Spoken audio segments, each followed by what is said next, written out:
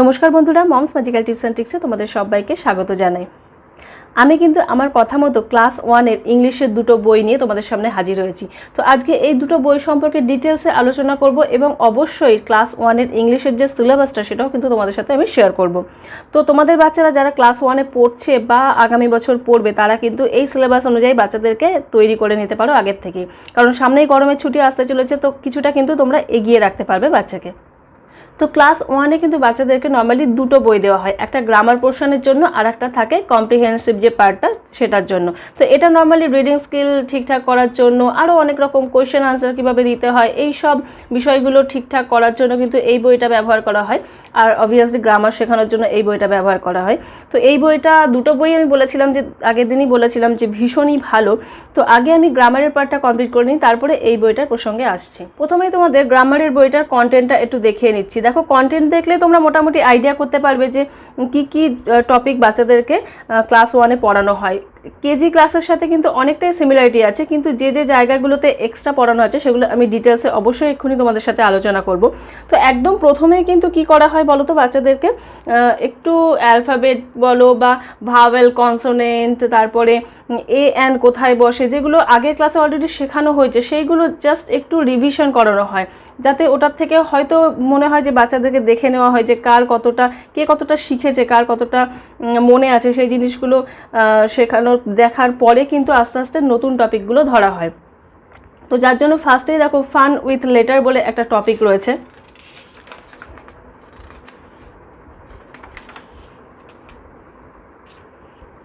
এখানে জাস্ট দেখো সেই একদম ছোট বাচ্চাদের যেরকম ধরনের শেখানো হয় না, সেরকমই স্মল লেটারে লেখা রয়েছে, সেটাকে ক্যাপিটাল লেটারে লিখতে হবে, মিসিং লেটার লিখতে হবে, তারপরে এর মাঝখানে কী লেটার হবে সেটা লিখতে হবে। এই ধরনের একদম নার্সারি, এলকেজি, ইউকেজি এইসব বাচ্চাদের যেগুলো করানো হয় সেগুলোরই রিভিশন করানো হচ্ছে। এরপরে আসে মেন টপিকে, এটা হচ্ছে ফার্স্ট এর টপিকটা রয়েছে যেটা নেমিং ওয়ার্ডস। নেমিং ওয়ার্ডস মানে কি নাউন, তোমরা সবাই জানো। তো আগের ক্লাসে কিন্তু নাউন কাকে বলে এবং নাউনের যে মেন ভাগগুলো, কোন কোন জিনিসকে আমরা নাউন বলছি সেগুলো কিন্তু আগের ক্লাসে শেখানো হয়। যেমন কি নাউন কোনগুলোকে, কোনো পার্সনের নাম, প্লেসের নাম, তারপরে অ্যানিমাল, থিংস, এগুলোর নামকেই আমরা বলি নেমিং ওয়ার্ডস বা নাউন, মানে যে কোনো কিছুর নামকেই বলে নেমিং ওয়ার্ডস। এটা তো বাচ্চাদের আগের ক্লাসেই শেখানো হয়। এই ক্লাসে ক্লাস 1-এ যেটা নতুন শেখানো হয় সেটা হচ্ছে common noun and proper noun.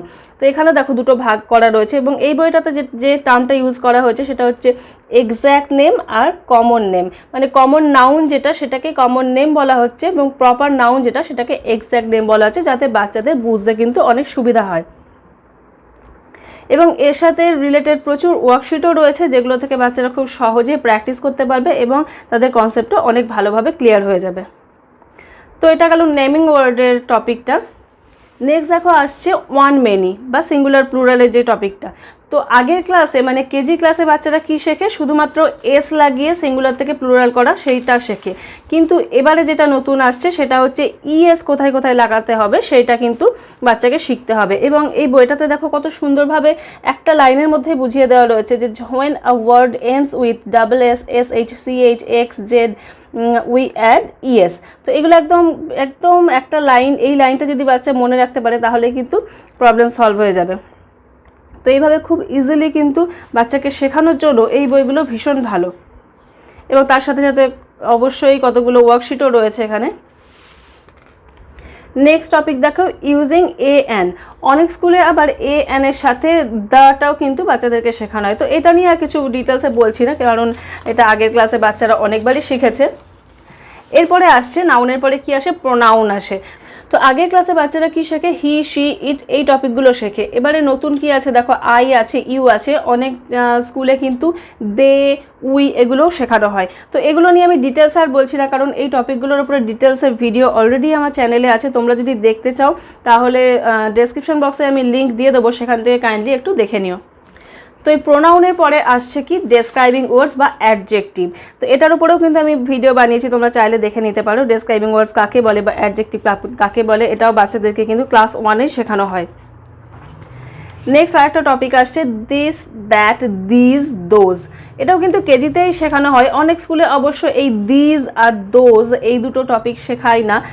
তো ক্লাস 1-এ কিন্তু এই দুটো শেখাও কম্পালসারি। তো এইগুলোর ওপরেও ভিডিও রয়েছে। ডিটেলস জানতে চাইলে, কিভাবে শেখাবে বাচ্চাকে জানতে চাইলে তোমরা ডেসক্রিপশন বক্স থেকে লিঙ্কে ক্লিক করে কিন্তু দেখে নিতে পারো। নেক্সট টপিক যেটা আছে সেটা হচ্ছে অ্যাকশন ওয়ার্ডস। অ্যাকশন ওয়ার্ডস কোনগুলো? ভার্ব যেগুলো কোনো কাজ করা বোঝায়, সেগুলোকেই বলে অ্যাকশন ওয়ার্ড বা ডুইং ওয়ার্ডস।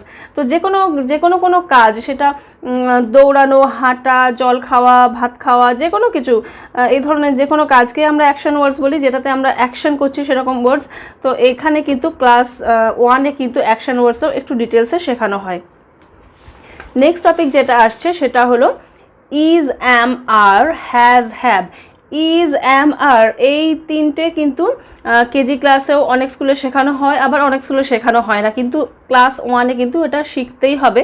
এবং এর সাথে না অনেক স্কুলে আবার ওয়াজ, ওয়্যার এগুলোও শেখানো হয়। আর তার সাথে হ্যাজ, হ্যাভ এ দুটো কিন্তু একেবারেই নতুন বাচ্চাদের কাছে, ক্লাস 1-এ কিন্তু এগুলো বাচ্চাদেরকে শেখানো হয়। নেক্সট যে টপিকটা আছে সেটা হচ্ছে প্রিপোজিশন। এখানে নতুন কি প্রিপোজিশন আছে? ক্লাস 1-এ যেগুলো শেখানো হয় ইন, অন, আন্ডার এই তিনটে শেখানো হয়। এখানে নতুন আছে নিয়ার, বিহাইন্ড। এগুলোর সাথে অনেক স্কুলে অ্যাভাব, তারপরে বিটুইন এগুলোও কিন্তু শেখানো হয়ে থাকে।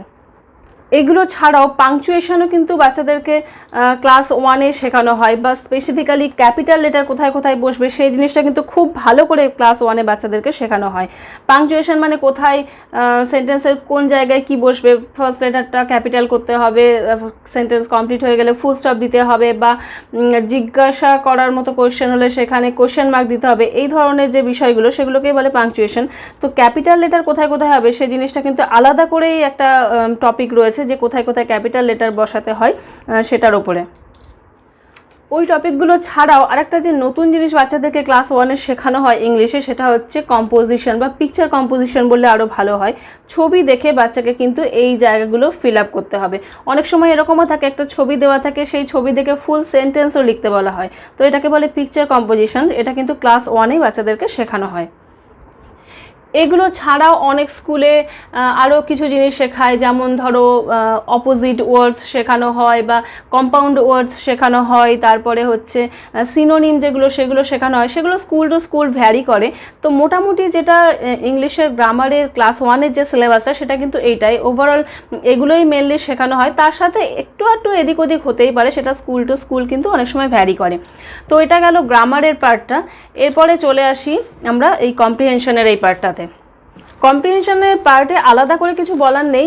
তোমরা জানোই যে একটা কোনো গল্প টাইপের লেখা থাকে, তার সাথে রিলেটেড কিছু কোয়েশ্চেন আনসার থাকে, বা এই ধরনের যেটা বাচ্চারা করতে পারবে সেই ধরনের। তবে এই পার্টিকুলার এই বইটা আমি কেন বলো তো বারবার তোমাদেরকে দেখাতে চাইছি, এই বইটা এত সুন্দরভাবে সাজানো গোছানো সেই জন্যই। এটা কন্টেন্টটা দেখলেই তোমরা বুঝতে পারবে।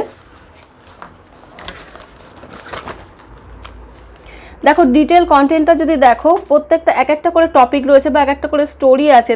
সেই স্টোরির মধ্যে কি থিম, তারপরে কি কি কানেকশন করা হচ্ছে বাচ্চার সাথে এই গল্পের, তারপরে গ্রামার কি কি ইউজ করা হচ্ছে, বা অন্যান্য পুরো ডিটেলসটা কিন্তু এর মধ্যেই পেয়ে যাবে।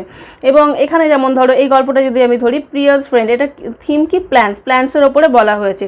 এবং কি কি জিনিস, কি কি বিষয়গুলোকে কভার করা হয়েছে, বা বাচ্চার অনুমান করার ক্ষমতা বা বাস্তবিক যে বোঝার ক্ষমতা, এইগুলো সমস্ত কিছু কিন্তু এই গল্পের মাধ্যমে বাচ্চা কিন্তু সেগুলোকে ডেভেলপ করাতে পারবে। এবং এখানে কি কি ওয়ার্ডস ব্যবহার করা হচ্ছে, পার্টস অফ আ ট্রি, এখানে কি একটা গাছের কি কি পার্ট থাকে সেগুলো করা হচ্ছে। আর গ্রামারের মধ্যে দেখো এ আর অ্যান, এই টপিকটাকে কিন্তু এই গল্পের মধ্যে ব্যবহার করে বাচ্চাকে আরও রিভিশন করানোর চেষ্টা করা হয়েছে। আমি এখান থেকে একটা গল্প তোমাদেরকে দেখালেই বুঝতে পারবে। মানে এটা আমি দেখছিলাম, আমার বেশ ভালো লেগেছে এবং মজা লেগেছে বলে আমি তোমাদের সাথে পার্টিকুলার এটাই শেয়ার করতে চাইছি। দেখো স্টোরিটার নাম কি, দ্য বেলি অ্যান্ড দ্য মেম্বার্স। তো এই স্টোরিটা আমি ডিটেলসে পড়ছি না, কারণ পড়তে গেলে অনেকটা টাইম লেগে যাবে, এমনিতেই ভিডিওটা অনেকটাই লেন্দি হয়ে গেছে। তো এটার মধ্যে এটাই বোঝাতে চাইছে যে বেলির ওপরে, বেলিকে বেলিকে সবাই মিলে বয়কট করছে, এরকম টাইপের ব্যাপার। মানে সব অন্যান্য বডি পার্টসের মন্তব্য যে বেলি কোনো কাজ করে না, আমরাই শুধু কাজ করি। তো আলটিমেটলি সবাই ঠিক করলো যে হাত ঠিক করলো আমি খাবার তুলে খাবো না, মুখ ঠিক করলো যে আমি চিবাবো না, তারপরে এরকম করতে করতে সবাই বয়কট করে দিল যে আমরা কেউ কোনো কাজ করবো না, কারণ বেলি কোনো কাজ করে না। তো আলটিমেটলি বেলিতে কোনো খাবার গেল না, পেটে খাবার না যাওয়ার ফলে সব অঙ্গ প্রত্যঙ্গই দুর্বল হয়ে গেল। তো সেটা নিয়েই গল্পটা রয়েছে, বেশ মজা লেগেছে আমার। এবং এটার মধ্যে দেখো বডি পার্টসগুলো শেখা হয়ে যাচ্ছে, এছাড়াও দেখো কী কী রয়েছে এখানে, পুরো স্টোরিটা তো দেখতেই পাচ্ছ তোমরা। এছাড়াও দেখো মেকিং কানেকশনের মধ্যে এগুলো রয়েছে, এখানে কতগুলো কোয়েশ্চেন রয়েছে, ফিল ইন দ্য ব্ল্যাঙ্কস টাইপের রয়েছে। এছাড়াও বডি পার্টসের নামগুলো রিভিশন হচ্ছে। আর যেটা বলছিলাম যে গ্রামারের পার্টসে যেটা রিভিশন হচ্ছে, এখানে গ্রামের পার্ট যেটা রয়েছে সেটা হচ্ছে ইজ, অ্যাম, আর, এটাকেই মানে ভালো করে রিভিশন করানো হয়েছে বা এটা ভালো করে শেখানো হয়েছে এই পার্টটুকুর মধ্যে। তো একটা গল্পকে ইউজ করে কিন্তু দেখো কতগুলো জিনিস কিন্তু বাচ্চাদেরকে শেখানো যাচ্ছে, এবং এই জিনিসটা আমার বেশ ভালো লেগেছে এই বইটার। তো এরকমই অনেকগুলো গল্প রয়েছে এবং অনেক কিছু এর মধ্যে কভার করা হয়েছে, পুরো কন্টেন্টটা দেখলেই বোঝা যাচ্ছে।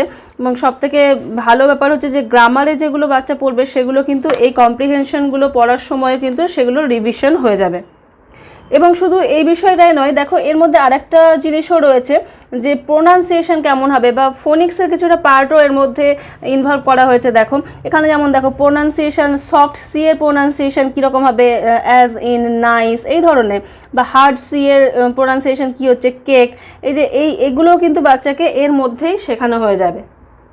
তো যাই হোক বন্ধুরা, এই বই দুটো একটু ডিটেলসে দেখাতে গিয়ে ভিডিওটা একটু বেশি লেন্দি হয়ে গেল। তো যারা শেষ পর্যন্ত দেখছো এখনও পর্যন্ত ভিডিওটা, তাদেরকে জানাই অসংখ্য ধন্যবাদ। আর তোমরা যদি ওই পার্টিকুলার গ্রামারের টপিকগুলো ডিটেলসে জানতে চাও তাহলে আমি ডেসক্রিপশন বক্সে কিন্তু পুরো প্লে লিস্টটার লিঙ্ক দিয়ে দেবো। ইংলিশ গ্রামার বলে একটা আমার প্লে লিস্টই বানানো রয়েছে, তো সেটার পুরোটার লিঙ্ক দিয়ে দেবো। তোমরা চাইলে কিন্তু সেখান থেকে ক্লিক করে তোমাদের প্রয়োজন অনুযায়ী ভিডিও কিন্তু দেখে নিতে পারো।